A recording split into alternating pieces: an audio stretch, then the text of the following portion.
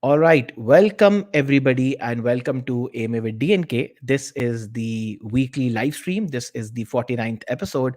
So, welcome. I would like to welcome all of you. Let's kick off the session. If you're watching me on YouTube, thank you so much for joining me tonight. And if you are listening to me on Clubhouse, once again, also thanks to all of you for tuning in and joining and listening to me live. This session today is going to be on the topic. This is episode number 49. I'm super excited. First of all, let me talk about this a bit. If you haven't checked out other episodes, make sure you do that. But this is episode number 49, and I'm super excited. Next episode is going to be episode number 50. I have been running this channel for almost 1.5 years, and I'm sure the kind of value, this is the feedback that I get. I think the content has been really valuable for especially entrepreneurs. It's super niche content, not for everybody, but I'm sure you guys have been enjoying it. This is episode number 49. uh, in a nutshell, if you want to understand what I'm going to talk about, is platform is the new big thing. Every entrepreneur, every founder wants to build a platform business, but one problem, or the biggest problem that everybody finds in building a platform business, is the chicken and egg problem, which means which side should we cater to first. And then again, there's an entire method to this madness onto what side to crack first and what are the steps.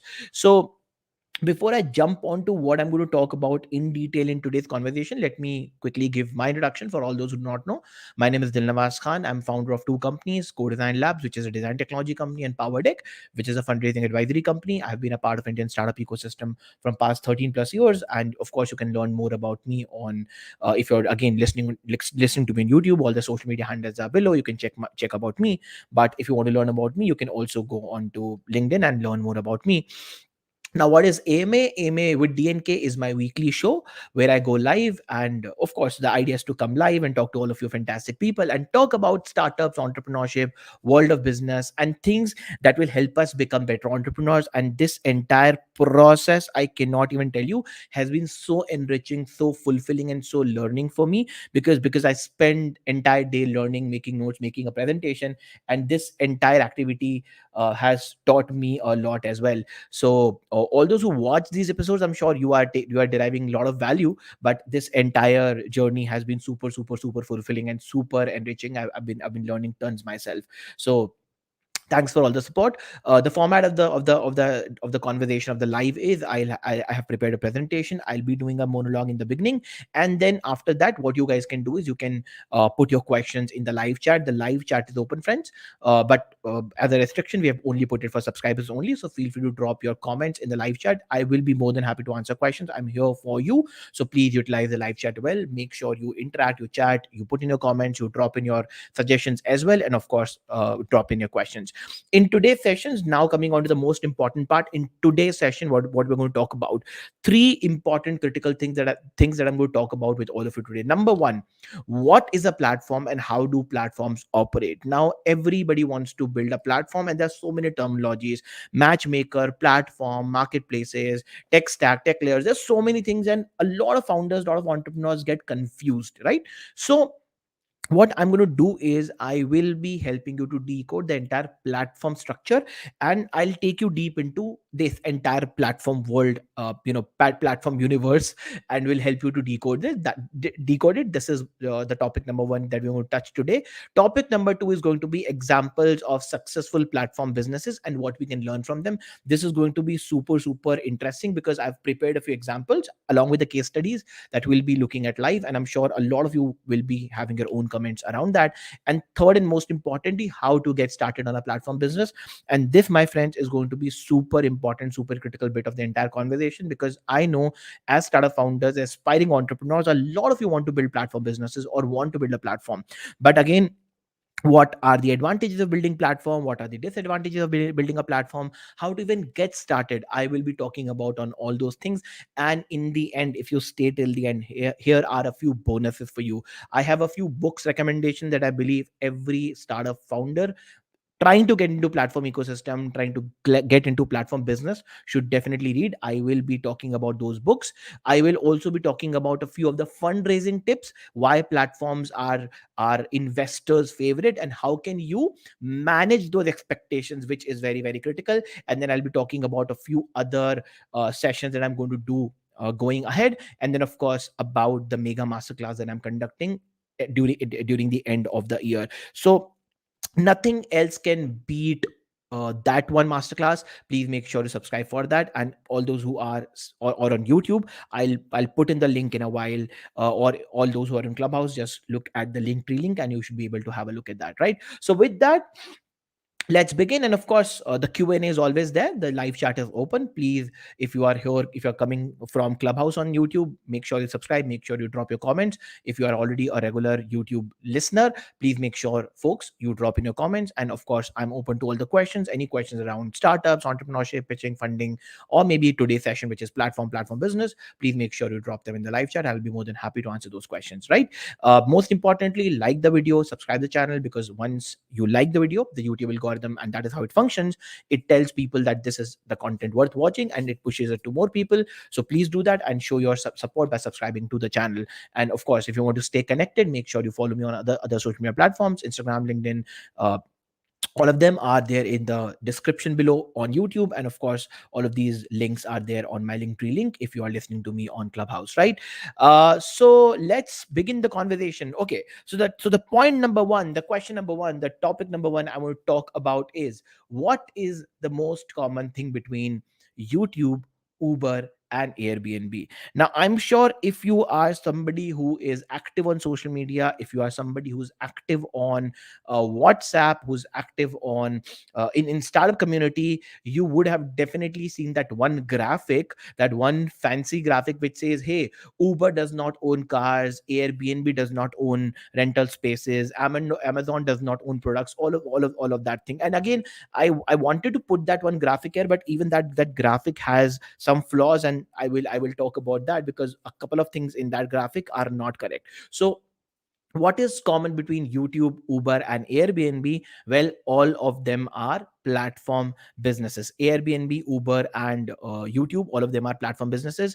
Now, in order to understand, because it is not that simple, let us look at what is a platform or what is a platform business. If you start googling it, if you start going down this rabbit hole, it is super confusing. So let me simplify the entire definition for all those who are watching.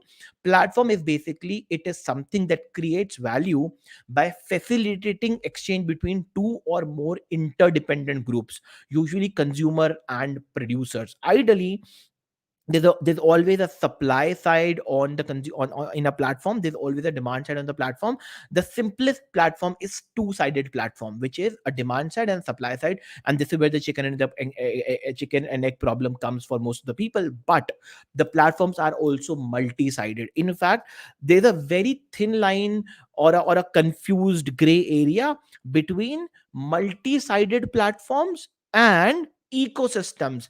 And if you do not understand the term ecosystem, I did an entire session on ecosystems last week. So I will also be giving a lot of resources that you should definitely go and read and have a look, because this will help you to solve this entire mystery and deconstruct this, so that you can build your own company, build your own platform. So let me once again simplify it. Basically, a platform is any kind of a product that creates value for two groups, and helps them exchange the value from one group to another. Basically, these are all interdependent dependent groups, primarily a consumer and a producer, right? So platform is not, what is not a platform?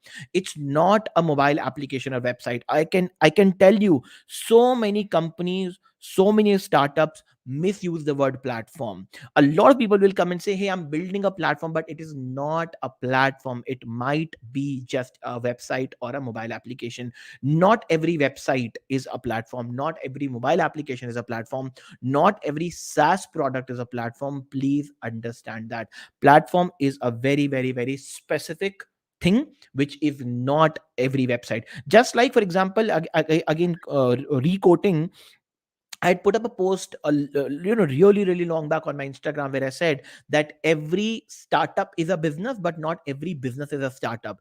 Technically, a startup has certain characteristics and it's a subset of the entire business ecosystem. A business can, so technically, not every business is a startup. In order to become a startup, a business needs to have certain characteristics. Similarly, not every mobile application or website is a platform. You need to have certain characteristics to be called as a platform. And what are those characteristics? I'll teach you today, right? Also, not every SaaS company or a suite of software products is a platform. Freshworks technically is not a platform. Zoho is technically not a platform. There are SaaS companies. So the deeper you go as a startup founder, you have to learn these micro things. You have to learn these intricacies, right? And platform is also not just a piece of technology. People loosely throw this term here and there, but not every piece of technology is also platform. So platform is not basically anything where the linear value chain exists. Now, what do you mean by linear value chain? Now, I'm sure a lot of you will get confused. A lot of you will say that, hey Dilnawaz, you're throwing in technical terms or technical jargons. But again, as I always say, startup is a journey of learning, and in order to build a successful company, you have to know all of these things. So platform is not something, or platform is not anything which has a linear value chain. Now, what is a linear value chain?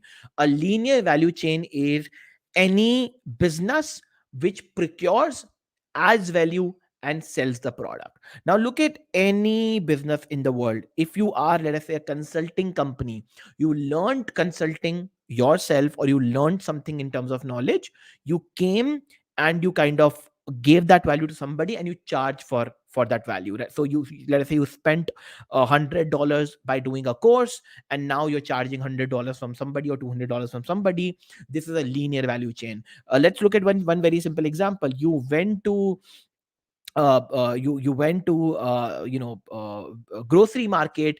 So the guy who is selling grocery procured that material from somewhere. Maybe he filtered the bad ones from the good ones. He says, I'm selling high quality grocery, and then he brought them to the city, arranged them properly, and he sold by adding some sort of a margin. Now again, it's a very linear value chain.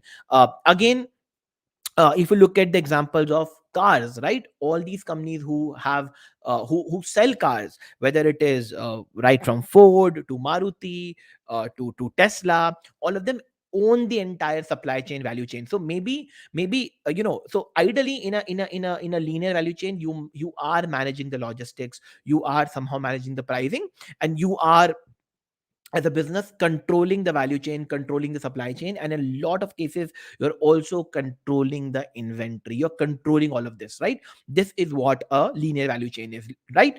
So therefore, a platform needs to have a non-linear value chain, which is basically, it has to be two or multiple sided. It has to have non-linear value chain. And most important aspect of any platform, it needs to kick in a network effect. That is the most important aspect. So platform does not have a linear value chain, and it does not control inventory, it does not control supply chain, and it enables you to kick in a network effect. Now, if you, as a startup founder, does not understand the concept of network effect, I will come on to that in a bit, because network effect is very important to build, rather successfully build any platform in the world, right? So therefore, summarizing this bit, platform is holistic business model that creates value by bringing together consumer and producers, but again, by not controlling the inventory, not controlling the supply chain, not building the value in a linear fashion. It has to be multi non-linear value chain. Basically, that is what a platform should be. Example. Now, the first example which I want to talk about, and this is where the conflict or the contradiction happens in that one graphic that I spoke about, right? YouTube versus Netflix. Technically, a lot of people say Netflix is a platform, wherein Netflix is not a platform. Netflix is a privately owned technology platform, or OTT, or technology tool. So why it's not a not a platform in literal sense? Because you cannot put anything on Netflix of your own. It has to go through the proper licensing channels, proper deal channels. Maybe it has to be, it has to be purchased by company Netflix, right? But on the YouTube, if you look at the overall aspect, YouTube has just laid down community guidelines for a platform, which means, hey, you can do this and you cannot do this, and if you are found doing this, we will do this. These are very broad overall guidelines from YouTube, but beyond that, user is in control. People go to create content, people go and collaborate there, and most importantly, people consume content on YouTube. And then the overall matrix is the algorithm, like, dislike, tags, all of those. It's completely driven by creators. Netflix does not YouTube does not control what you are posting on the platform. Even they don't pay you directly for doing that, right? So therefore, YouTube versus Netflix is a great example of what is a platform and what is not a platform. YouTube is a perfect platform, wherein Netflix is not a platform. Understand this concept, right? Second example is Uber versus Ford. Again, great example.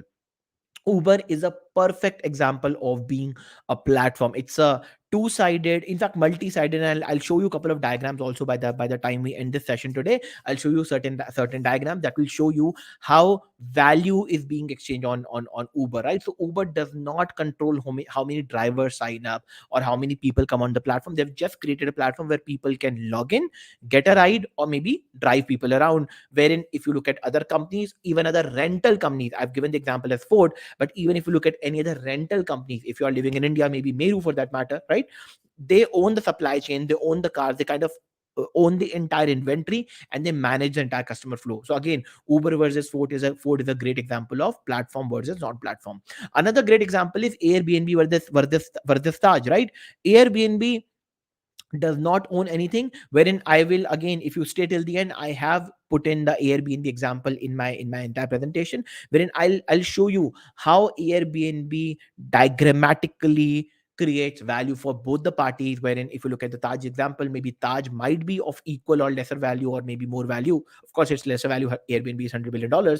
But why Taj is not a platform, or any hotel chain, any private luxury hotel chain is not a platform, wherein Airbnb is a perfect example of a platform. So a platform enables user to perform certain actions, and these are things you should be remembering. And I'm sure if you're listening to me, you should be making notes, or you should be writing it down, because this will help you to build your own platform journey or kickstart your own platform journey. User Platform enables user to, one, provides matchmaking interface. It's a very highly sophisticated piece of technology through which matchmaking can happen, and user can take his own decision. Then it has got technology interface, very very important. And then platform just provides a layer through which contracting, finance, compliance, and other sort of management things are being taken care of. Another important example which all of you need to understand is marketplaces are a subset of a platform business. A lot of people also confuse and say that marketplace and platforms are same, matchmaker and marketplace and platform are same, which is not the case. Marketplaces have a very specific unique use case. In fact, I'll be doing a video on marketplaces in coming weeks, right? So marketplaces are a subset of a platform business. They are not as equal as platform. It's a subset of a platform business, right? So all of you should also remember that all ecosystems are essentially not platforms, and all tech products are not essentially platforms. So let me now summarize this bit for all of you.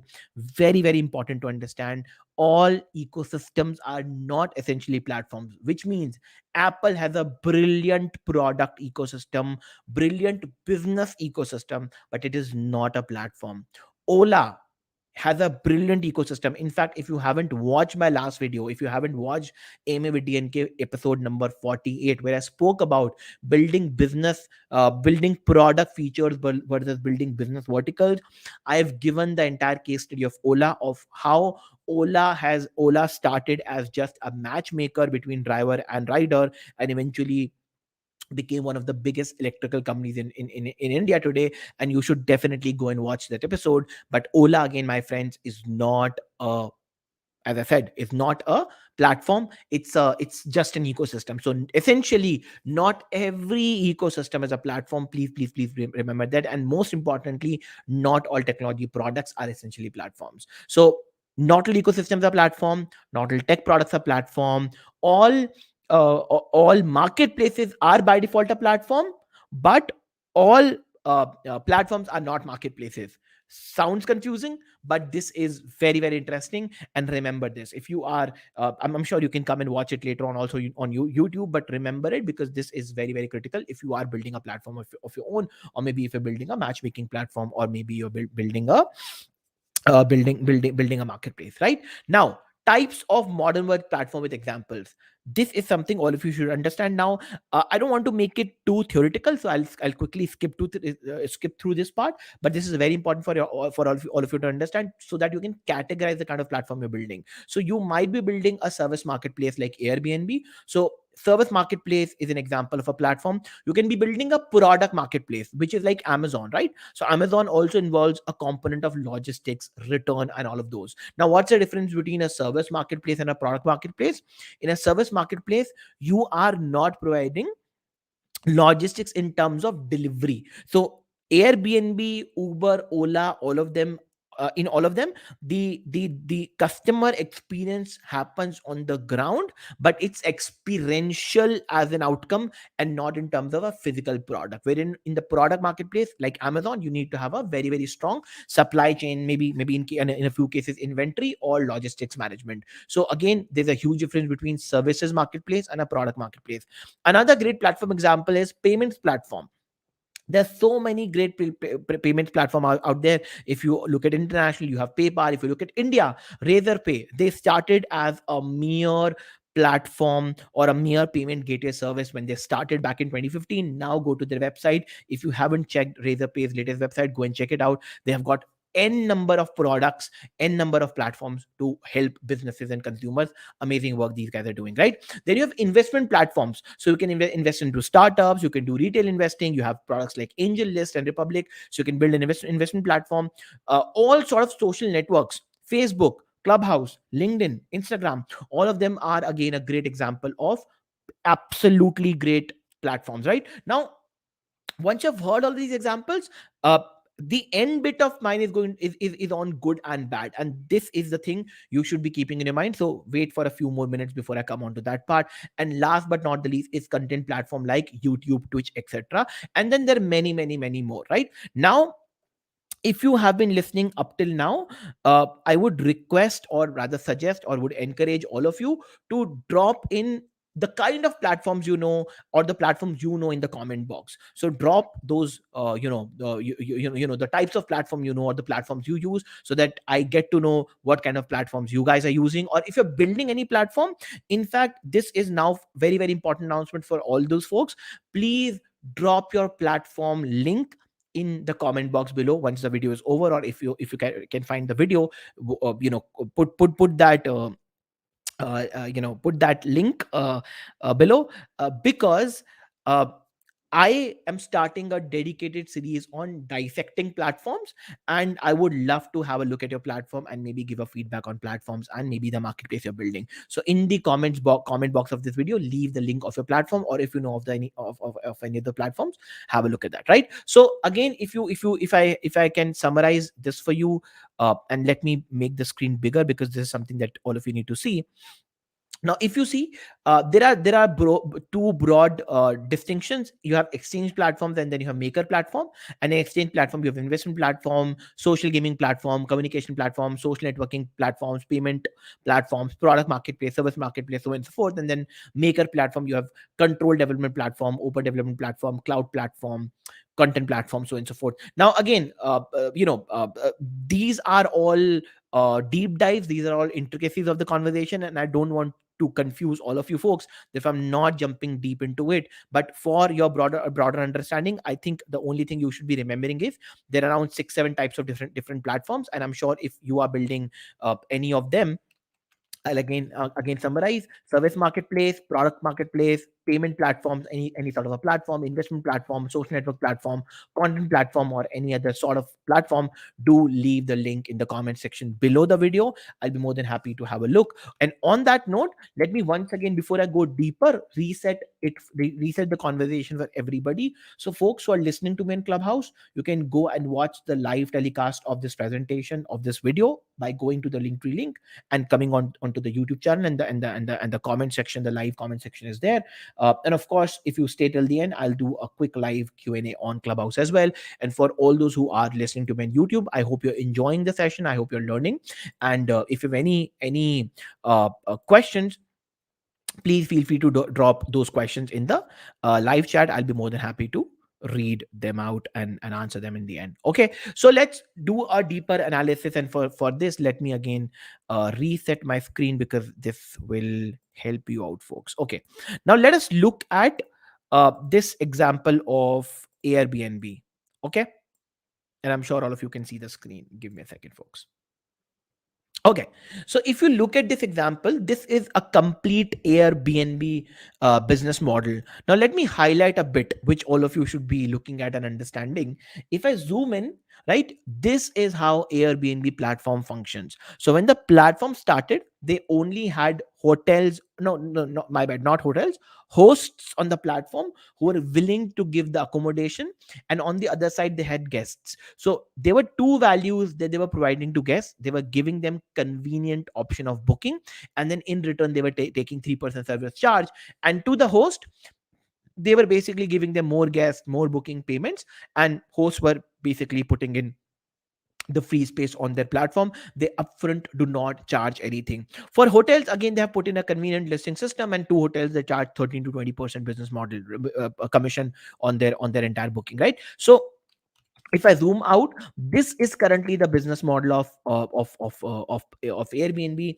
Uh, it's a very very complex business model, but most importantly, they started with a very simple exchange platform, wherein on one side they had guests, on the other side they had hosts, and they literally went to hosts and helped them to come on the platform for free, and then they enabled guests to discover them. So Airbnb was more like a discovery platform, if that is the keyword that you need to understand. The second example is of Uber, right? If you again look at Uber current business model, current ecosystem is again very very complex. If you look at, they've got drivers, they've got vehicles, they've insurance systems. They even have something called as Uber Air, where they rent out helicopters and chartered planes. They have Uber Eats, they have Uber Freight, and in fact now they also serve a lot of companies. But again, if I zoom in and highlight the critical and important bit for all of you, and just look at the green bit, Uber started with a two-sided very simple platform, wherein on one side that consumers rides on demand to suit different experience. They were simply giving cabs to people on demand,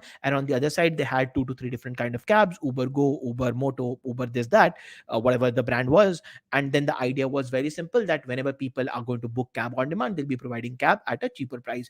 And if you want to go deeper into it, because this is not a session on business model, go and have a look at the pitch deck of Uber and Airbnb. And if you are up till here now, make sure you also sign up for the 3-day mega masterclass happening at the end of this month. The link to sign up for the masterclass is in the link tree link on the top, right? And all those who are watching on YouTube, I will give you the link in the end. Please sign up for this program, and my team will get in touch, right? The last example I want to talk about and quote, and this will help you to understand the difference between a proper platform and ecosystem, and this is very very critical important example, is Amazon, folks. Right now, let us look at Amazon's current business model, current ecosystem. They have partners who are content creators, content distributors, manufacturers. They are on supply side, which is Amazon platform. They're into Prime Video, Amazon Music, Android, Echo, Alexa, Fire Tab, Fire TV, Kindle ebook, Kindle Reader. That's on one side. Then they have their own distribution network, which is basically AWS, Amazon Prime, Amazon Fulfillment, right? And then they have vendors and sellers. And then on the demand side, they have non-prime users, they have prime users, and that they're serving businesses. So again, Amazon ecosystem today is very very complex. But and if you look at the kind of products they have, this is Amazon ecosystem. They have Kindle, they have Prime, they have AWS, they have marketplace for buyers, marketplace for sellers, marketplace for businesses also, and Amazon Music. But Amazon started with a very simple thing. They started as a platform, which is a two-sided platform. They started selling books, and when they saw more and more people were coming to buy books, they started increasing their offering horizontally, and then they integrated a couple of things at a level of backward integration. They integrated a couple of things at a level of forward integration. Now again, in order to let me reiterate, let me reiterate, in order to understand backward and forward integration, go to video number 48, the last video that I did, building product features versus building verticals. In that video, I've explained in detail how forward integration, backward integration, feature building, horizontal expansion functions. So please make sure to watch that. And now This one example is amazing, wherein Amazon, just in their financial ecosystem, has at least built in 10 different products. Right now, this will help you to understand how a platform and ecosystem is different. This is only the finance ecosystem for Amazon. They have Amazon Pay, they have Amazon.com store card, they have Amazon Prime Visa, they have Amazon Protect, Allowance, Amazon Go, Amazon Lending, Amazon Recharge, Cash, Amazon.in, Amazon Cash. So don't get confused. In a nutshell, if I have to summarize everything for you, right, before I jump onto the next bit, in and which is on the investors part. In a nutshell, if I have to summarize everything for you, what you need to learn and understand, and what you should have learned up till now from this conversation: one, there's something called as ecosystem, which comprises of multiple products and services built by a business. You as a business cannot build ecosystem on day one because of limited resources. You even can't build a perfect product because of limited resources. Therefore, as a business owner, you have to figure out and understand and identify the core minimum basic features that you want to build. Now when you're building that, you need to identify whether you're building a linear supply chain, linear value chain, or non-linear value chain. If you are building a non-linear value chain, you're building a simple product, and that is absolutely fine. If you are building a non-linear value chain, or you're building a tech layer for multi-sided connectivity or two-sided connectivity, that is basically a platform.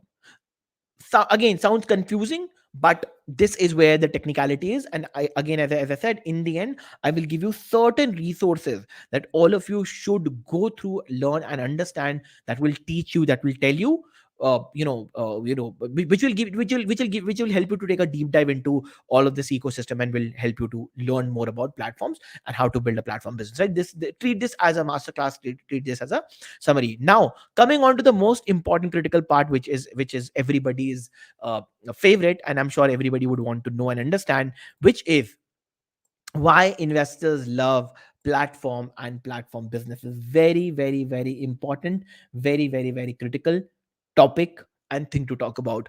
And again, on that note, let me once again iterate: if you want to learn about pitch decks and pitching, and want to learn about investors, please do not forget to sign up for the workshop which I'm conducting on in the end of this month.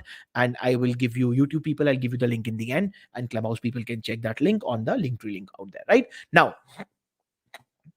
if I have to give you just one very simple basic reason why investors love platform and platform businesses, the reason is platform provides network at scale. Now, if you understand this and if you learn about this, I can tell you, you will not be just able to build a perfect platform business, but you will always also be able to showcase the investors that what you're building has the potential to go big and go large, and your fundraising journey will become super, super, super simple. Let me now talk about the good of the platform business, and what do we mean by network at scale. The good with the platform business is that, one, it's digital and tech enabled, therefore scalability happens right from day one. If you are able to build a great technical driven platform, the scalability will happen on day one. Second, it's super asset light. You are not owning anything. Now again, if you relook at example of Amazon, Uber, Airbnb, YouTube, all of those we spoke about, Airbnb does not own any of the properties. Uber does not own any of the cars. YouTube does not own any content, and they are all not just multi-billion dollar, but at least companies worth $100 billion each, right? They're not even unicorns. They are like, I don't know, centacons, if that's a word, right? So they're super asset light, therefore they are highly scalable. That's another beauty of a platform. And the most important part is, in the platform business, in the platform game, generally you have an unfair advantage, which means the winner takes it all, right? If you're building a platform which is truly a platform, like Google, like YouTube, there's no replacement to Google now. There's no replacement to Airbnb now. There's no replacement to YouTube now, right? So all of them have a very, very big unfair advantage, right? Now, coming on to the bad part, what is the bad part or bad bit about building a platform? And these are the things you should keep in mind before you jump into building a platform business. Number one, deep understanding of tech. Tech is a it has both advantages and disadvantages. You need to understand tech really really deeply, because tech is going to be the surface where all the game is going to be played, and you need to have super strong understanding of tech. If you do not understand tech, it will become very very difficult for you to build a platform business. Then most importantly, high competition and very very high entry barrier, right? The platform gameplay is generally very high in terms of competition, and not everybody can build a platform, and it is a super high entry barrier. In fact, one of the tips, one of the most important critical things that I came across when I was doing research for this entire video, this entire live, was you cannot go blindly into building a platform business. That means you have to have a very very strong research, and most importantly, you should not be going into certain businesses, you should not be venturing into certain businesses, because a few businesses are out of scope. For example, a lot of people said that search business is something that is now extremely dominated by Google, and you cannot build another Google now. They have a very very strong unfair advantage. So a lot of companies have unfair advantage, which is already there, which means it's a very very high entry barrier for all of you, right? Third and most important, the platforms depend on critical mass. Now what is a critical mass? Critical mass means if you are not able to hit a certain number of users, because platform, again let me repeat this bit, because platform is not a linear supply chain, it's a non-linear supply chain, which means the user generated value has to come into play, and in order to have enough value for people to be there and be retained, you need to have a critical mass. I'll give you one very simple example. Why do people go on Clubhouse? People go on Clubhouse because their friends are there. And why everybody went onto Clubhouse? Because it was invite only. Now that was a go to market strategy. I'll give you another example why people went onto Facebook. They went onto Facebook because their friends were there. So it was a very close network initially when they started, and because the friends were there, everybody wanted to go and show off. Why everybody wants to go on Instagram? Because it creates super FOMO. You can show off your social status on Instagram, and therefore everybody's on Instagram. So as a true platform, as a platform in true sense, you have to have a critical mass. And this thing brings in the biggest disadvantage that platforms have, or the worst thing that platforms have, which is very very high dependency on network. Which means if the collective value goes down, you will not go onto the platform, right? So just like platform scales really rapidly and creates entry barriers really rapidly, similarly, the moment the moment even a single user drops out, the entire critical mass goes down the hill. I'll give you an example. uh let's again compare Taj and Airbnb. Now people go to Airbnb because there are enough properties that they will find in terms of high quality, and there are enough properties available. Now what if the properties are not available, or there aren't enough properties? Now if enough sellers are not there on the platform, enough buyers will not go, and this will kick in a spiral which is going to take the entire platform downhill, right? Therefore this means there's a very high network dependency. This will never happen in case of Taj. This will never happen in case of Taj. But on the other hand, imagine the good part. Imagine there are enough sellers providing really high quality affordable properties, and therefore people will say, hey, why should we go to Taj and pay like 10x amount when we can buy, or we can get two uh, two times less quality, but at like 10 times value, 10 times less value. So therefore the network effect is a good part, it's a bad part. If you're able to hit a critical mass really really early, you build a great platform. But if you, my friends, are not able to hit a critical mass, or if you go down the hill, it is going to be really really uh, steep ride. That is all I can say. Right now, how to get started? Now this is something that I want to talk about as the closure of this. And by the time I end the discussion today, please make sure you're ready with your questions, and then we can wrap today's session, right? So how to get started? Number one thing, when you want to build a platform, when you are going to start a platform, just like any other startup, find a problem, right, and go after it. But do not just find any problem, you have to identify a niche. And this is one mistake that I see a lot of startup founders committing while building a platform. They get too excited, they get too overwhelmed, and they try and go as horizontal as vertical, sorry, as horizontal as possible. They think that they will be building building one platform which will solve everything on day one, which is not technically possible. Again, if you look at the example of Facebook, Airbnb, Uber, uh, uh, Amazon, look at any of the great platforms. All of these folks started with one thing which was super niche, and then once they were able to build their expertise, the vertical depth into that niche, then they expanded horizontal. So find a problem, identify niche, and then start building a platform. Second, do validation on the demand side. Most important aspect that each one of you should remember and understand is do validation on demand side. A lot of times what happens is founders uh, do not do a research, or do not go and talk to customers. In fact, generally also they don't talk. But while building a platform, it is very, very important, because in case of a platform, you will never be driving the value. It is the users, it is the collective mass, it is the critical mass that will drive the value. So for platforms, it becomes far more important, far more critical, that they do validation on the demand side, which means, do people really need it? Will people be willing to pay for it, right? Third, once you've done the validation on the demand side, then you go and build a supply chain side, or then you go and build the supply side, right? So it's like a three step process. Once you find the problem, go and validate on the demand side, then come and build the supply side, and then try and sell it to the demand side, right? Don't do it the other way around. You will be stuck forever, right?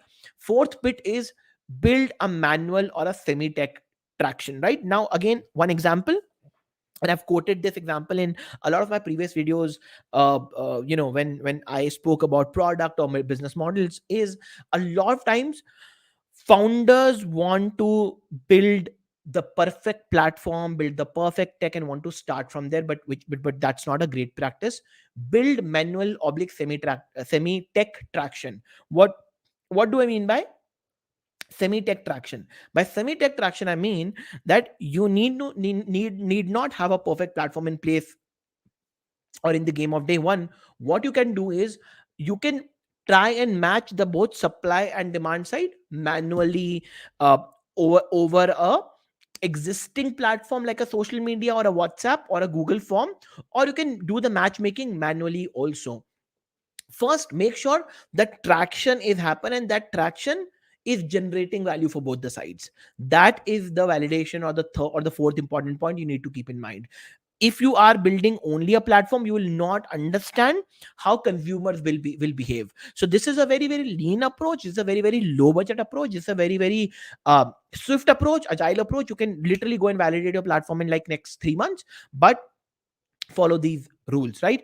Once validation is done, once you have traction, then build the tech feature by feature, and build the most important, most critical tech at that point in time. Then go into building the full tech, right? Don't jump into building a full tech. Once validation is done, then build the tech feature by feature, and then build value artificially once your tech is in place. Now, what do I mean by build value artificially? And this is a hack towards building a successful platform. Right now, imagine if you are starting a platform for doing any XYZ thing, you will be stuck in this chicken and egg problem, that there'll be not enough people coming to demand the services, and there'll not be enough people providing those services. Why? The people demanding the services will not come, because enough suppliers are not there, and they're not getting the things that they want. On the other hand, why enough suppliers will not come? Because there's not enough demand, and this does not make business sense for them. And this is where the artificial value, or artificially injected value, comes into the picture. As a platform owner, and there's something called the platform owner, what you can do is, you can put in some sort of a supply artificially. Why? Because once the demands hit, the platform should have some sort of a supply available, and this supply can be done manually. Imagine if Clubhouse So Clubhouse kind of did that. Clubhouse team sits on Clubhouse and do rooms. Clubhouse brought in influencers on Clubhouse and did rooms. Zuckerberg came on Clubhouse. Elon Musk came on Clubhouse. Your Guy Kawasaki came on Clubhouse. This was basically building value artificially. Once it became a hype, once they saw, okay, enough people came because of these influencers, then everybody jumped onto the bandwagon, because then the FOMO kicked in, and then again it was artificial, it was invite only. Very, very smart gamification techniques. So build value artificially, very, very important step of building a perfect platform. And last but not least, then try and reach a critical mass as soon as possible. And once you have built the critical mass, last step is have a really solid product roadmap. Do not try and build everything on day one. Do not try to push everything on day one. Great platform companies have a product roadmap of, in a lot of cases, almost from an year to 2 year. So therefore, very, very important, very, very critical for all of you to have a solid roadmap. I'll repeat it for everybody. I'll summarize it for everybody. Find a problem, find a niche. Do not try to solve everything on day one. Do validation on demand side, because you have to figure out whether people who are willing to pay will come on the platform or not. Then go and build the supply side, do the validation. Do not do everything. Try and do manual traction. Try and build manual manual or semi tech traction. Try and build that. Once you have validated the traction, once you have validated this entire model, then you can build tech feature by feature. After that, build artificial value. Try and inject value artificially, get in influencers, generate FOMO, do invite only, build all of these things, and put in a few people from your side also. Then try and reach a critical mass, and then have a very, very solid roadmap. Okay, so now, what are the other things that all of you should go after this session and learn? So here are a few resources for all those who are watching me right now, listening to me right now. Here are a few things that you should definitely go and have a look at in order to learn more about all of this bit, right? So on your screen, folks, this is the thing. Okay, so I am suggesting you 4 episodes that you should definitely go and watch after this session, because they will help you to understand and take a deep dive into this entire product tech ecosystem. One is episode number 48, which is when to add new product features, which is basically building product features versus building verticals. You should also be watching episode number 43, which is business model and monetization techniques. You should also go and watch episode 25, which is MVP and product development. And you should also go and watch episode number 3, which is new age business models. So when to add new product features, business model and monetization techniques, MVP in product development, and new age business models. Go and watch all of them. 2 bonus episodes you should also watch if you want to learn how to build an unfair advantage, which is building a competitive advantage and building an unfair advantage. There are 4 books also that I want to recommend to all of you. If you are a platform startup, if you're a platform guy, if you're looking to build and jump into platform game, here are 4 books for all of you. One, everybody should read a book called as Platform Revolution. Everybody should read it. In fact, the same author has written another book post pandemic, which is called as Platform Scale, which is a must read for every founder, every entrepreneur in a post-pandemic world. Then there's another book. Somehow I'm not able to, okay, this is the link. Okay, then everybody should go and read a book called Matchmakers, and everybody should go and read a book called Modern Monopolies. 4 books, 6 videos. Everybody should go and read them. All the books have been linked into the description. I've put in a read section. You can go and download all these books, buy all of these books, and please make sure you read all these books, right? So again, I'll repeat it for everybody: Platform Revolution, Platform Scale, the Matchmakers, and Modern Monopolies. And what is up next? So if you are up till here with me, please make sure you are putting your questions in the live chat. And with that, what we'll do is I'll jump onto the live Q&A in a bit. But okay, here is the next bit. What is happening next in the coming weeks, right? One, of course, I'm doing a couple of videos, which is one is opportunities in 2022. This is the reason I want all of you to subscribe the channel. Please make sure you subscribe so that you get access to this video. In fact, the AMA format might change starting next year. So please make sure to subscribe. So opportunities in 2022. marketplace platforms, a detailed analysis of how you can build a marketplace platform, and then of course analyzing and a case study on unicorns of India. So these are a few upcoming videos. With that, more or less, that is all on today's episode of AMA with DNK. I hope you enjoyed the conversation. I hope you learned something new today. And with that, what I'll do is I'll come on to looking at the questions. I'll again summarize basically the idea behind, and I'll reset for everybody. And if you are listening to me on Clubhouse, maybe I'll jump onto the Q&A on Clubhouse. But if you want to come on YouTube, click on the link and come down. Also, I want to share that link with all of you guys. Just a second, folks. uh, for all those on YouTube, I've just posted a Linktree link in the chat. That link has got the button to sign up for the 3-day mega masterclass, and the form have all the details of 3-day mega masterclass. Please make sure you sign up for that. Basically, the mega masterclass is happening on 24th, 28th, and 30th. It's a 3-day workshop. It's a 3-day mega masterclass. How to create an investor ready pitch deck, how to manage investors expectation during capital raising, and a live Q&A on day 3. So please make sure to subscribe for that, right? So the Linktree link is now both on Clubhouse and on YouTube. And let's jump into the Q&A. Uh, there's a question from Mukul, and he says, if the startup is at MVP stage and making a service marketplace and looking to attain PMF, product market fit level, so how to make a balance between buyer and seller efficiently and grow simultaneously from both sides? Does building user base with a community driven approach gives you an edge as service marketplace? Since marketplace is a kind of a matchmaking, obviously larger the user base, probability of matchmaking will easily. uh Okay. Very interesting question, Mukul. I would like to know more about what you're doing, Mukul. Maybe reach out to me on Instagram. I would love to have a look at your deck and maybe have a look at your marketplace. But in a nutshell, what I can tell you is, my suggestion to you would be start building the demand first. Right? No, sorry. Start building the supply first. Right? Because without the right supply, I'll tell you how to solve this chicken and egg problem. And I'm trying to tell this to you in the crudest way possible, but this will help. Imagine, see, suppliers always make money. That is how, that is why they are there.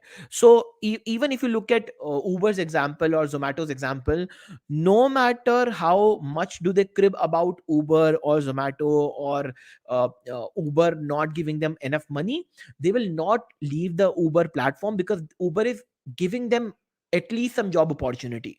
So a supplier will always come. He might be frustrated, he might not be happy, his expectations might not get fulfilled, but the platform is giving him earning opportunity. So it is easier to build the supply side first, then building the demand side first. If you have built the demand side first, and if you are not able to serve the demand well, the challenge with this model will be, then once you lose a customer, and if you're not able to give them enough value, you lose them forever, and that is the challenge. So if you have built, if somebody who wants the right product comes on the platform, they don't find the product, they will bounce back. I'll give you one very simple example, and this is where the platform loyalty or brand loyalty also comes into the picture. Imagine if you have to buy a book, or let us say if you have to buy a new iPhone 13, what will you do?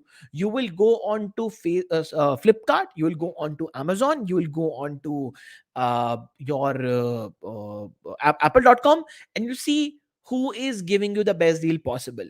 And the very simple reason is because you are not platform loyal, you are looking at the best deal possible. All these three platforms are facilitating the entire thing.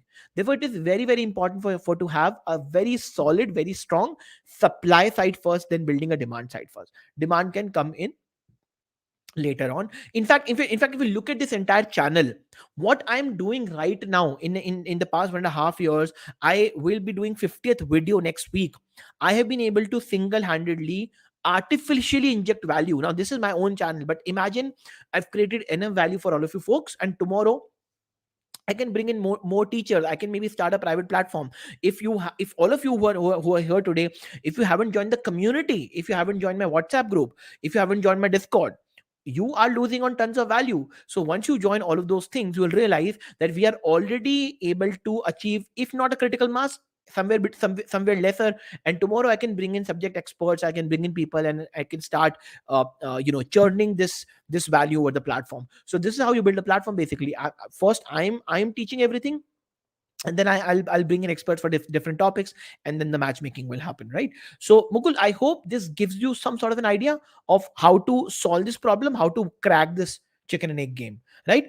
uh Okay, so I can't find any more questions, but for all of you, I've linked in the Linktree link. Please make sure you folks uh, check it out and sign up for the workshop. It's a 3-day workshop. Sign up for that. Awesome. And thank you for your appreciation. I really like that. And do subscribe, do talk, do share it in your network. Awesome. With that, folks, I don't see any more questions coming up. I think we can close today's conversation. We can close today's session. So, and we are already at a 57-minute mark. So I think we are good to close. Awesome. So once again, thank you so much everybody for joining me on this weekly live stream of AMA with DNK. I really hope you have learned tons about it. You enjoyed the conversation, enjoyed the session, and again, the idea is to help you to become a better entrepreneur, and in the process, of course, I am learning tons. So I'm always at a winning end. But do share this in your network. Do keep on watching other episodes. I have the video will be there.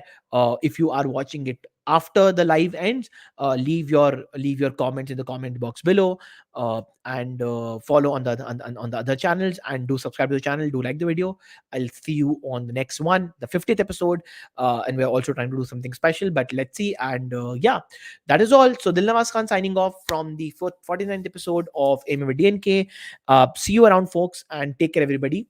Bye bye, and see you on the 50th episode next week. Take care. Bye bye.